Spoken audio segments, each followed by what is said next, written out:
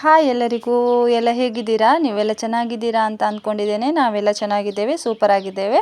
ಹಾಗೆ ಇದು ಕಾರ್ಕಳ ತಾಲೂಕಿನ ಕಡ್ತಲ ಶ್ರೀ ಮಹಾಗಣಪತಿ ಸಾರ್ವಜನಿಕ ಗಣೇಶೋತ್ಸವ ಸಮಿತಿದ್ದು ಕೆಲವು ಚಿಕ್ಕ ಚಿಕ್ಕ ವಿಡಿಯೋಸ್ಗಳನ್ನು ಇಲ್ಲಿ ಹಾಕಿದ್ದೇನೆ. ಹಾಗೆ ಎಲ್ಲ ನೋಡ್ಕೊಂಡು ಬನ್ನಿ.